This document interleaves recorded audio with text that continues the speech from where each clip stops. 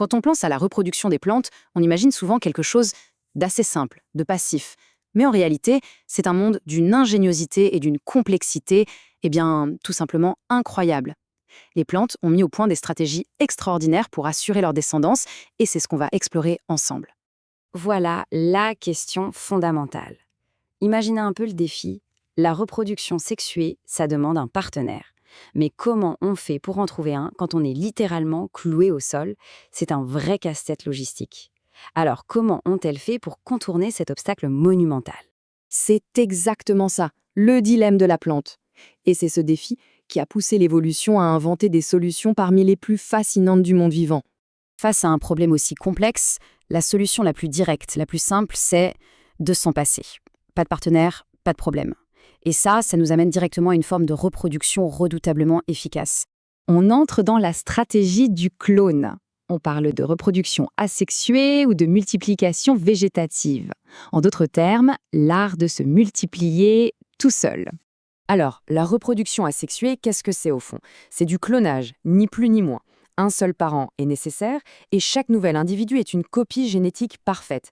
C'est une méthode d'une efficacité redoutable pour coloniser très vite un nouvel environnement. Et pour se cloner, les plantes ont plus d'un tour dans leur sac. Certaines, comme le fraisier, envoient des tiges rampantes, les stolons, qui vont s'enraciner un peu plus loin pour créer une nouvelle plante. D'autres, comme le gingembre, font la même chose mais sous terre avec des rhizomes. Et bien sûr, il y a l'exemple que tout le monde connaît, la pomme de terre. Chaque œil du tubercule peut donner naissance à une plante entière. On touche ici au grand compromis de l'évolution. D'un côté, le clonage. C'est rapide, c'est efficace, pas besoin de se compliquer la vie, parfait pour une conquête express. Mais son énorme point faible, son talon d'Achille, c'est le manque total de diversité. Si une maladie arrive, c'est toute la population génétiquement identique qui est menacée. De l'autre côté, on a la reproduction sexuée. C'est plus lent, c'est plus complexe, mais c'est elle qui crée ce fameux brassage génétique, et c'est cette diversité qui est la clé de l'adaptation et de la survie à long terme.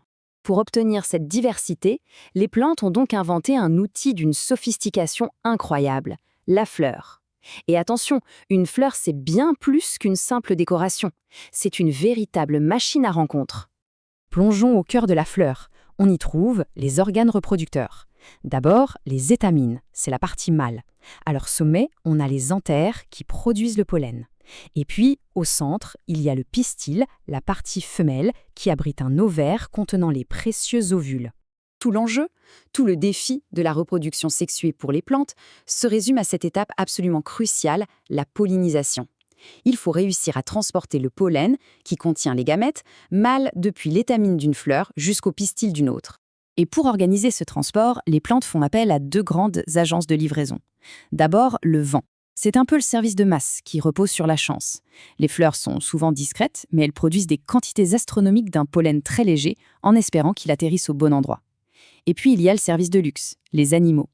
Pour les attirer, les fleurs déploient des trésors de séduction, des couleurs vives, des parfums, du nectar sucré. En échange de ce repas, l'insecte ou l'oiseau devient un transporteur de pollen bien plus précis et efficace. Et pour être absolument sûr de maximiser le brassage génétique, beaucoup d'espèces ont mis en place des systèmes d'incompatibilité. C'est assez fou, le pistil peut littéralement reconnaître et rejeter son propre pollen, ou celui d'une plante génétiquement trop proche. C'est une façon de rendre la fécondation croisée obligatoire. On pourrait penser qu'on a fait le tour, mais en fait non. Les fleurs sont une invention relativement récente à l'échelle de l'histoire de la vie. Alors comment faisaient les plantes beaucoup plus anciennes, comme les mousses et les fougères, qui étaient là bien avant? C'est parti pour un voyage dans le temps des centaines de millions d'années en arrière, bien avant l'apparition de la toute première fleur, pour explorer ces méthodes de reproduction ancestrale. La différence fondamentale ici, c'est qu'on ne parle pas de graines. Ces plantes anciennes se reproduisent grâce à des spores. Ce sont des cellules uniques, incroyablement légères, capables de voyager sur d'énormes distances. Leur cycle de vie est bien plus complexe que celui des plantes à fleurs. Il se déroule en 2 étapes sur 2 générations. Prenons l'exemple de la fougère. La grande plante verte que l'on connaît, c'est le sporophyte. Son unique mission, c'est de produire des spores. Mais attention, quand une spore germe, elle ne donne pas directement une nouvelle fougère. Non, elle donne naissance à un petit organisme en forme de cœur, le gamétophyte. Et c'est lui qui va produire les gamètes, les cellules sexuelles mâles et femelles. Et c'est là que se trouve la grande faiblesse de ce système ancestral. Pour que la fécondation ait lieu, les gamètes mâles doivent nager jusqu'aux gamètes femelles. Ça veut dire que sans une fine pellicule d'eau, une goutte de pluie, de la rosée, il n'y a pas de reproduction possible. Voilà pourquoi on trouve principalement les mousses et les fougères dans des milieux humides. Bon, revenons à nos plantes à fleurs. Une fois que la pollinisation a réussi, la mission est loin d'être terminée. L'objectif ultime, c'est bien sûr de donner naissance à une nouvelle génération et surtout de lui permettre de conquérir de nouveaux territoires. Alors, une fois la fécondation faite, une double transformation s'opère. L'ovule se transforme en graine, c'est un embryon de plante en dormance, avec ses propres réserves de nourriture, comme un petit sac à dos, et pendant ce temps, l'ovaire qui l'entoure se développe pour devenir le fruit.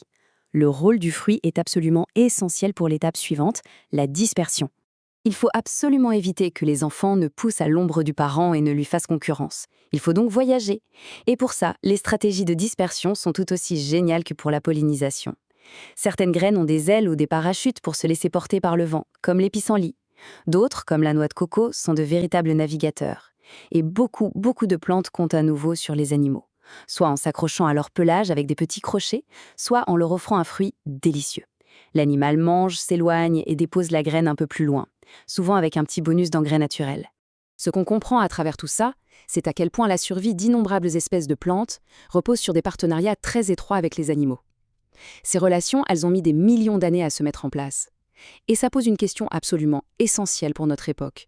Que se passera-t-il pour toutes ces plantes, y compris celles que nous cultivons pour nous nourrir, si leurs partenaires indispensables venaient à disparaître ?